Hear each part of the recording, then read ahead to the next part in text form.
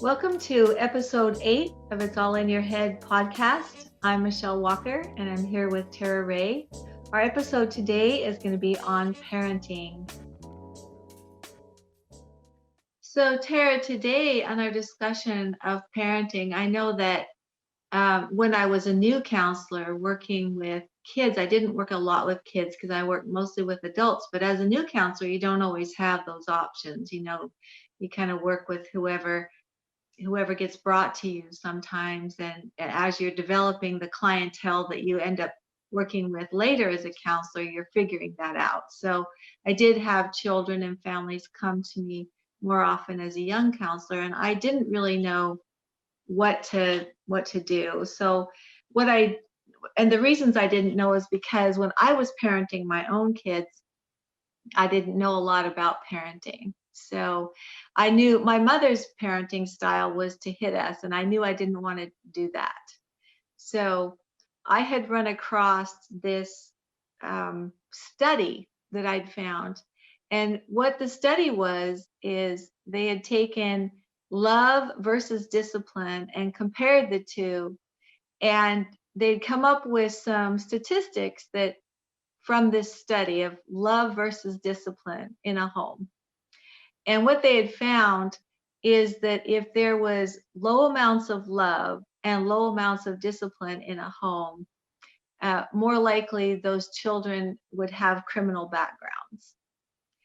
And if there was high amounts of discipline and low amounts of love in a home, those children did really well in the military. If there was high amounts of love and high amounts of discipline, those kids who were your basic solid citizen, middle class America, right? And then if you had kids that had low amounts of discipline but high amounts of love, you had more creative geniuses and entrepreneurs, right? So I decided that that's what I was going to do, because disciplining, I didn't really have much of a history of how to do it. So we had low amounts of discipline and high amounts of love in my home as I raised my kids, but because that's all I knew how to do. So that was my parenting criteria. That was the whole thing. Was to study. I know it sounds ridiculous, doesn't it? No, it doesn't sound ridiculous. It's interesting that you even had the forethought to make a choice. Because I don't think I made a choice. I think that what I exercised was what I call fear-based parenting. Because my anxiety was so high, that's how I parented. Well, it kind of showed up in my parenting that way. But when I got to be a counselor, someone told me about, actually, it was a clinical director that told me about a book called 1-2-3 Magic. And it was just a book about a parenting style where you give kids 3 chances and then put them in a timeout, 1 minute for every year old they are, and focus mostly on what they do right rather than what they do wrong. So, they do something wrong, you tell them what it is, and you say, this is 1. And then when they do it again, you say, okay, that's 2. And they've already been told that when they get to 3, there's going to be a timeout. And then when they get to 3, you put them in their room or somewhere where they're away from everybody else. And then they get to come back after the timer goes off. And it's supposed to be a really great way of parenting. And I'm thinking, I wish I had known about that. And they have 1-2-3 Magic for children and 1-2-3 Magic for teens. And it even has a chapter in the back that talks about the behavior problems of kids who will fight that more. It talks about how to be more strict with the kids who will be the ones that will fight against it more. And so it's a pretty good book for just basic parenting. And so I would use that to counsel people on parenting, because I didn't have a ton of parenting skills, and that was my only parenting skill as a therapist. What about for you as a therapist? How did you help families? The thought that just came to mind, I remember structuring a cognitive behavioral therapy parenting class for parents who were on probation most of them were women. And I remember doing a lot of focus on helping them change the way that they thought and teaching them how their thinking process really impacted their parenting and why that could be a motivation to change the way that they thought. But I think that usually that's more my style with pretty much everything is just looking at how the people think and helping them to change it in a way that is meaningful and that can help them reach that goal. So we would have goals around parenting. What do you want to happen in your parenting relationship with your child? We talked about how cookie cutter parenting was not the way to go, that every child had to be treated as an individual because that really was their basic right, just like the parents expected to be treated as individuals. So we would do a lot of that. But I think for me, my go-to is always going to be some aspect of a cognitive behavioral type of an approach when dealing with any issue.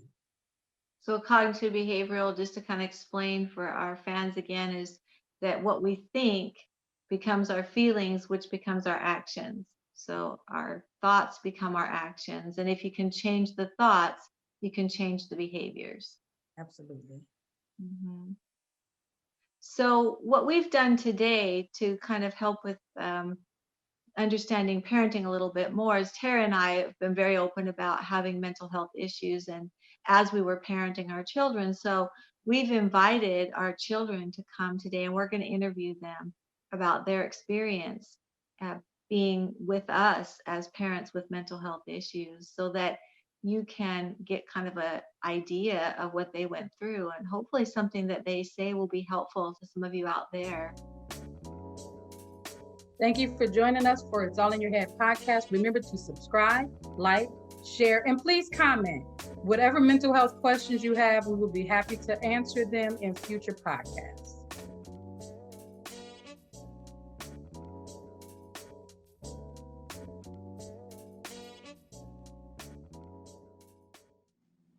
So today we wanted to interview each other's children to give an idea of what it was like for our kids growing up in a home with a parent with mental illness. So I'm going to be talking to Thomas, Tara's son. And Thomas, the question I'm going to ask you is what were the best and worst situations you had growing up with Tara and her anxiety? Okay, I'm gonna start with the worst Okay. situations. Um, when you have a parent that's like that, it's kind of hard, to convince them that you need a little bit more freedom. Like, for example, I will go out try to play basketball during the day. Never came home at midnight, no crazy type of hours. But she was so worried about me, she'll call me, she'll call all my friends. My friends used to trip on me. I'll be like, I don't know. But the best part for me was like she kept me out of a lot of things. So I learned to stay out of trouble a lot, even to this day. Like nowadays, I go to work, I go home, I don't do nothing else really outside of that. Mhm. Okay, so you're saying that the hardest part was the fact that she was overly anxious sometimes about your safety. Yes, overprotective. It sometimes it'll drive you crazy, but I understood why she was like that. I understood it. Although, I was irritated with it, but I understood where she was coming from at the end of the day. Okay, and now the advantages of that have been that you feel like you're a pretty responsible adult. Yes. Like I said, I learned to watch my surroundings a lot Yeah. more. I'll say that. Oh, you watch your surroundings a lot. Yes, Okay. because it was growing up, it was certain things that my mom seen and she was not gonna play around with it. She like, no, Thomas, you're not doing this. You don't understand now, but you'll understand it later. And she was right about that. Okay, like what? Like what? Okay, for example, like certain friends I grew up with, Mhm. and I hate to say it like this, but my mom seen like the kind of path they were going towards. Mhm. So like she kept me away from those people that was like headed towards those paths, like, you know, that can really mess up their lives. And she's real good at like seeing things like that. Mhm. So that was an advantage. Yes. Mhm. A real huge advantage. I'll say that. So I want to just ask Thomas a follow-up question and let him be okay and be okay with answering. Has much changed today? And do you care if people know how old you are? I don't Okay. care. So Thomas will be 29 and just has much changed today about kind of how I am. And so that's the first question. Um, I'll say you're more what's the word? Cause I think you're still the same. You're just trying to be more tolerant of certain things. I'll say that. More tolerant. So what happens when I call you and you don't call me back? Oh my goodness. She thinks the worst has happened. I'm mad at her or something. It's nothing like that, but she freaks out if I don't answer the phone. So that's why I try my best. Whenever she calls me, I miss a call, I make sure to call her back or send her a text message to let her know I'm okay. And that's your anxiety showing up, huh, Tara? Absolutely. Mhm. Mm-hmm. You get That's anxious when he doesn't answer. mm-hmm. Mhm. Oh no, you know. It wasn't easy. It was rough. It was. It sounds like you're thinking of a specific example. No, Okay. I'm not thinking. It's just. I guess it all falls in that category. No matter what story I come up with, is you know. Okay. It all falls in that category of it was rough. Mm-hmm. It was rough. Mhm. Yep. And what was rough about it is it just produced some anxiety in you in trying to comfort her anxiety. Oh, that was something I could never win. Mhm. I can never win that battle. But I've tried. It's like I guess like I said, she's seen stuff different than what I've seen. You know, cause me, I'm thinking it's just a simple go hang out with my friends. We gonna go to the mall, you know, not getting into any trouble. But with her case, she thinking it could be I could be in gang activity or any type of stuff that can get me in trouble. Like that was the hard part. Mhm. So Alexis and Mandy, you've kind of heard Thomas talk about some of his experiences dealing with me and the anxiety that I still deal with to this day. Talk to me about maybe a best and a worst that you've had dealing with your mom growing up. I'm unmuted, so I'll start. I think best was younger years where we didn't know everything going on, but we knew that we had a lot of fun. We were allowed to have a lot of fun. We didn't have a lot of rules. I mean, we had rules sometimes, but there was just nothing consistent, right? We had some years early bedtime and sometimes later.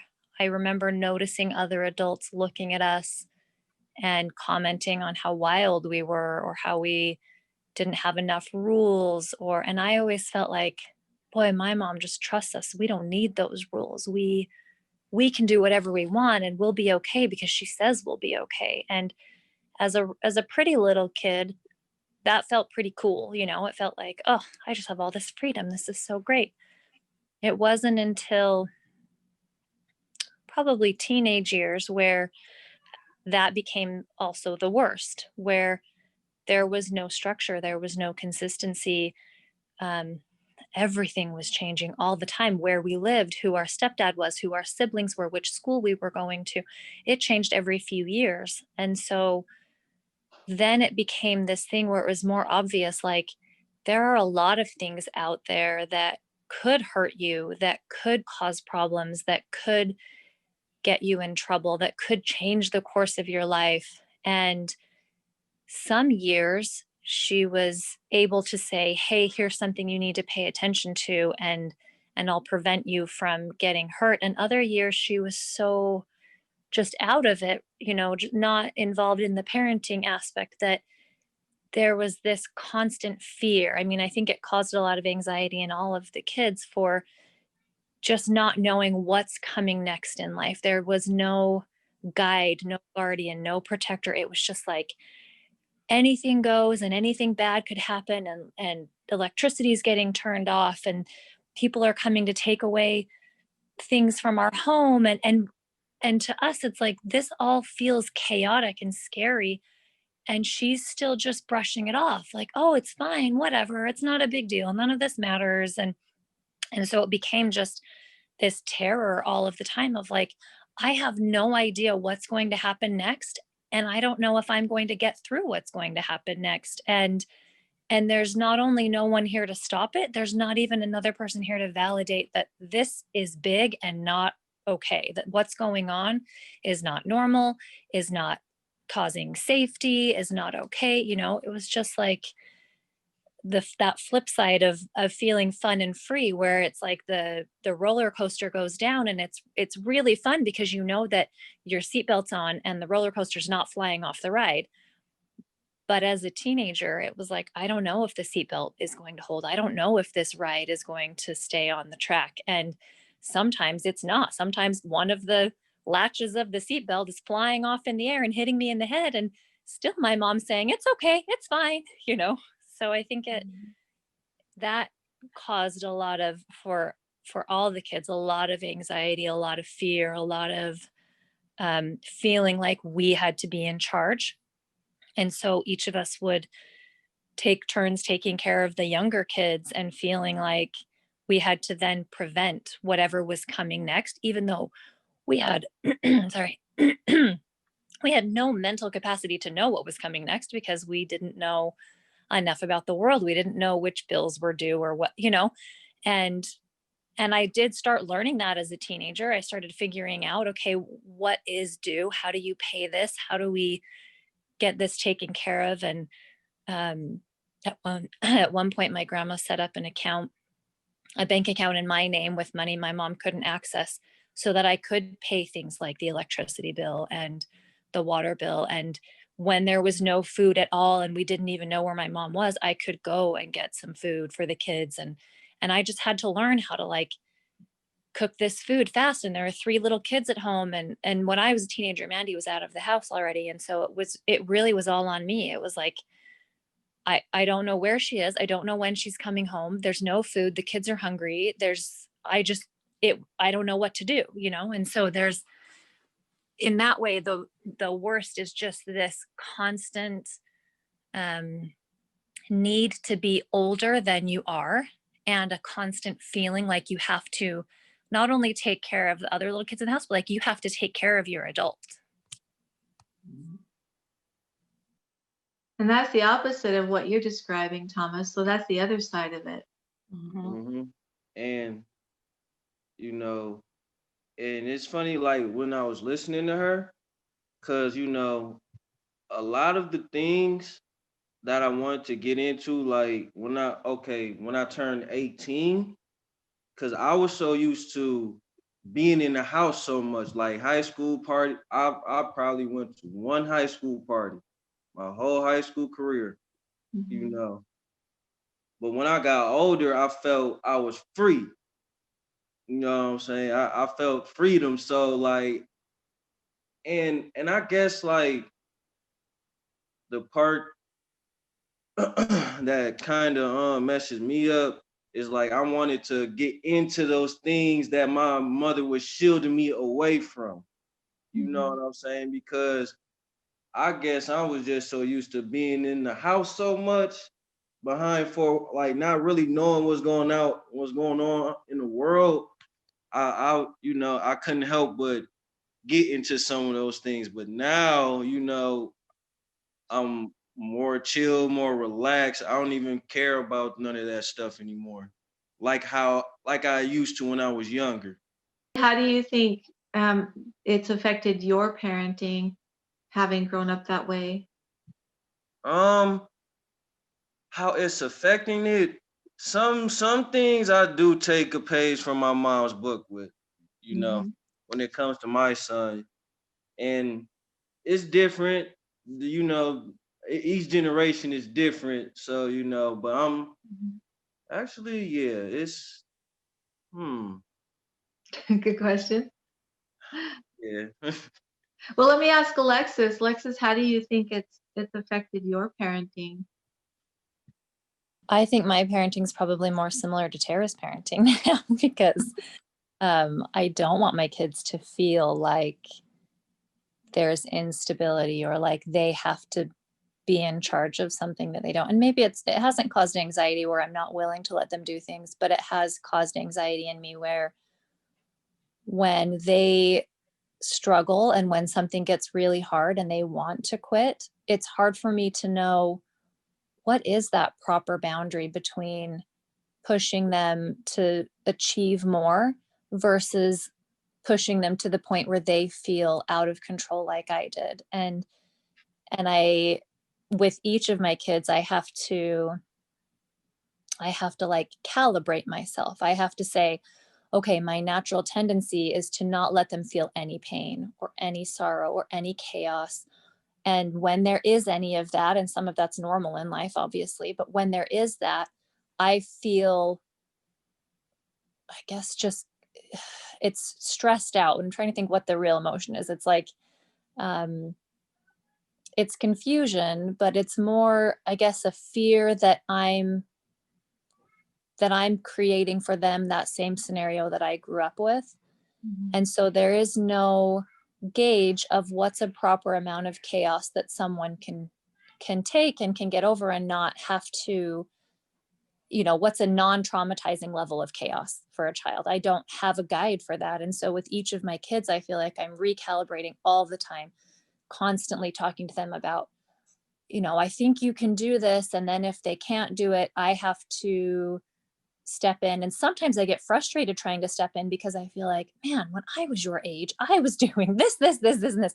And I have to remind myself what's realistic for a 10-year-old, what's realistic for a 6-year-old, because the things that were asked of me at those ages weren't realistic. And so, yes, I could do them and they could do them, but could they do them without feeling traumatized from it? Well, probably not. And can I motivate them in a way without feeling just upset that they aren't able to do that?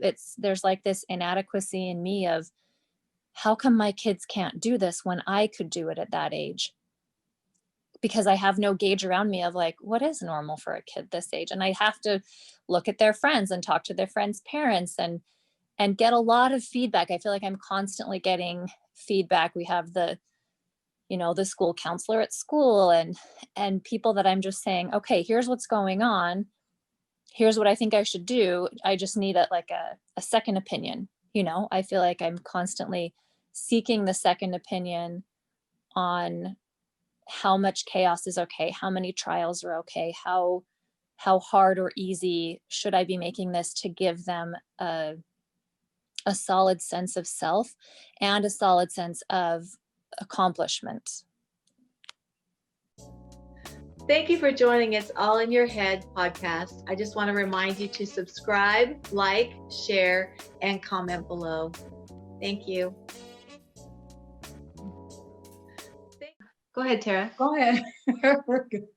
I think as I'm listening to to Alexis, I feel like I'm hearing her from like that same standpoint, because my mother was the one who there was always chaos around. And so I wanted to have calm, but then I was over the top and extra. And so because if you ask me, I would say my kids got to do things, but they have a totally different perspective about that. But I never wanted them to see chaos either. So I was trying to, control it or pull it in or make sure they didn't. And so Thomas now can see it as something that was good.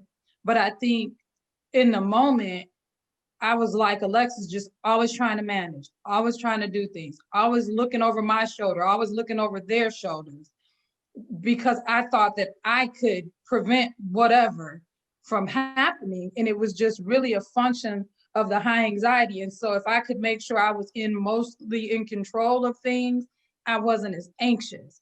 And so my kids, I think, just got used to it. And Thomas can speak to this more, just of how that was, because I too was always recalibrating in a sense, to see how is this, because I never thought what I was doing was too much at the time. Now I can look back on it and say, man, that was really extra for my kids to have gone through that.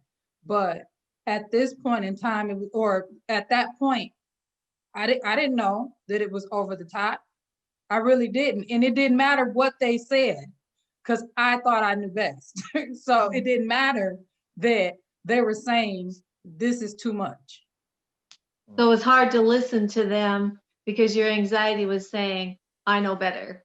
Exactly, 100%. And sitting on this side, I can say, yeah, it was definitely the anxiety. But in the moment there, I didn't have that gauge. I wouldn't be able to say, I'm doing this because I'm anxious. I would say I'm doing this because this is going to keep you safe. And as you hear Thomas talking about it, I could make it make sense, because at the end of the day, that was the end result. And Thomas was, if you all can't tell, he is so laid back, just very laid back. And so he might say he was going to comply, but in reality, he already knew what he was going to do around the circumstance, because it was no convincing me. Like he said, that was a battle he could never win. So he would just say, well, okay. And that didn't mean he agreed. That just meant that he was going to walk out of that conversation to do whatever and then suffer whatever consequence will come after that. So it's like, Yeah, So in other words, Thomas, you would just agree and then do whatever you wanted to do. Not all the time. Okay, let me stop lying. Mostly, yeah, because when you're a teenager during them years, you think you know everything when you're a teenager. For some reason, I thought I knew everything, thinking my mom did not know anything. I don't know why I thought like that. Well, I wanted to, my oldest daughter, Mandy's on here with us too. And so I wanted to, because she's the oldest, she went through the majority of my mental health issues for the very longest time, and was probably instrumental in helping me get help when she was 17 by the time I got help, and I was 37. And so, Mandy, how would you answer that question of best and worst of your experience? Yeah, I thought it was interesting that as Alexis, I call her Lexi, sorry, started talking, we have totally different perspectives, I think. So me being the oldest, and also my personality, which I have a very oldest child personality. So the same thing with the changing rules, which had to do with which dad was in the situation, that type of thing always made me feel chaotic. But I thought it was interesting that I never remembered it being, oh, whatever rules or oh, whatever, because I think that as the oldest, I picked up the slack. So when my mom did go, oh, whatever rules and it's fine and things like that, I don't remember it that way, because I would come in and be like, okay, kids, we need to do this. And um, we should probably be doing this. And let's make sure this happens because I can feel the unsafe situation about to occur. Um, and so for me, I feel like that I always knew that I was helping out, but I didn't realize that that was not normal per se. I was my mom's sounding board, especially when during the years um, that she was single. And I thought that was completely normal to be the sounding board for my mom. Now I realize as an adult that generally you don't talk to your, young, and I'm talking under 12, 8 years old, 7 years old. And I would be her sounding board about things that she was worried about or her life or um, I don't know how to explain it exactly, but so I felt like I was always trying to step in and make sure everything was okay. I have a vivid memory. I hope it's okay if I share an example, but I have a vivid memory of my mom when she would feel out of control. And I know now that that's what it was. She would just up and take a trip or, something like that and I now know that that was her way of trying to cope with things. Well, we had flight benefits due to her job. And she said, we're going to Denver. We got home from school on a Friday and she said, we're going to Denver. And what happened was we got to Denver.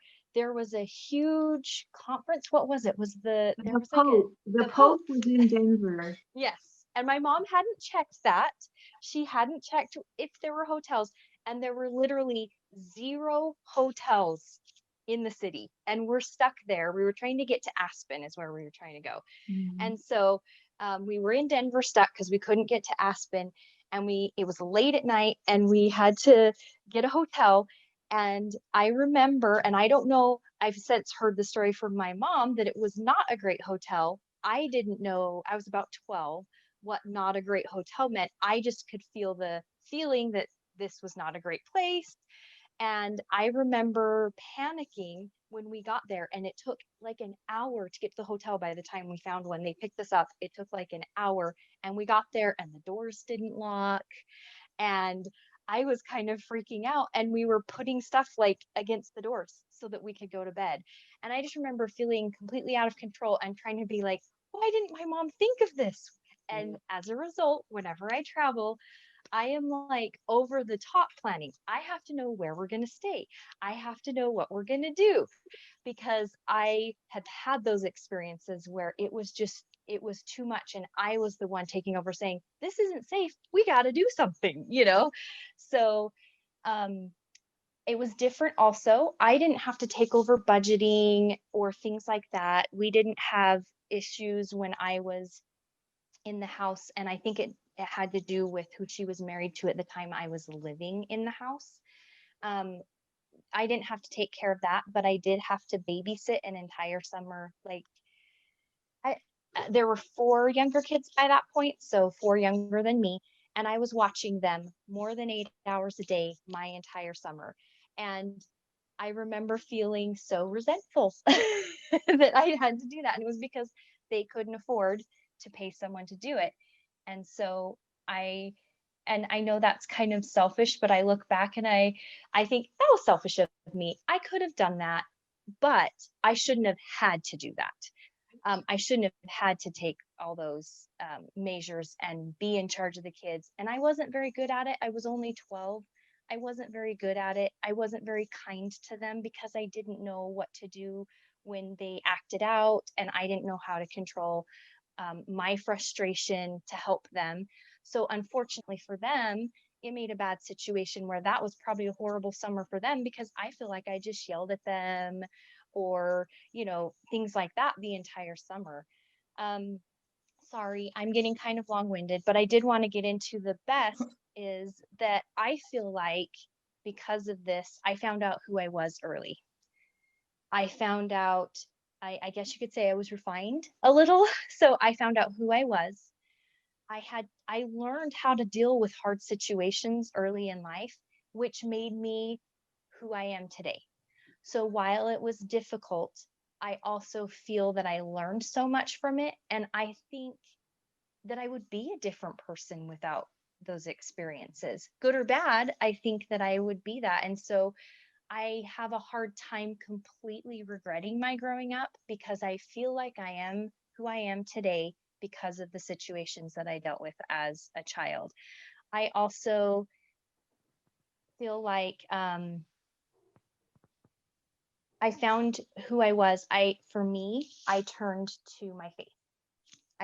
I turned to God, and I really found that I rely on my Father in heaven, who was there for me when everything wasn't feeling fully correct and I didn't know what to do. And when things changed so much, I didn't have one person who I could rely on. And so I personally found my faith in God, and that is my guiding light even today, because I was able to find such a great relationship with God through those experiences.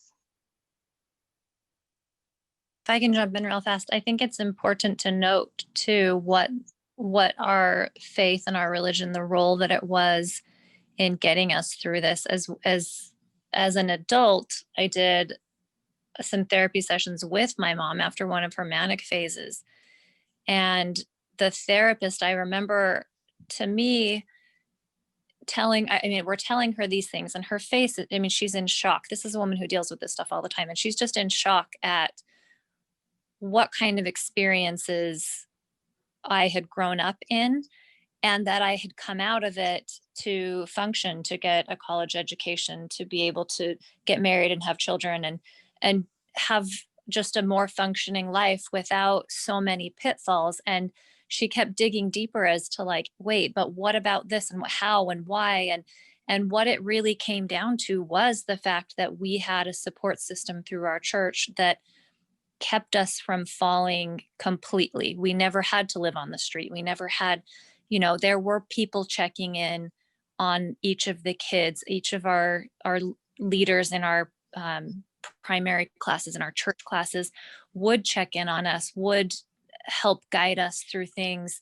There was always, our church provided food if we needed it. Or, there were things that the structure of our religion was really what saved us from what most people who go through living with a parent with borderline, living with a parent with bipolar, what their outcome would be. And so I think it's important to note that, like, kids can't, there is a point where kids are a product of their upbringing, and it takes a lot of outside support and help to get children to come out of a situation like that and be able to hit just an average functioning level where they feel okay.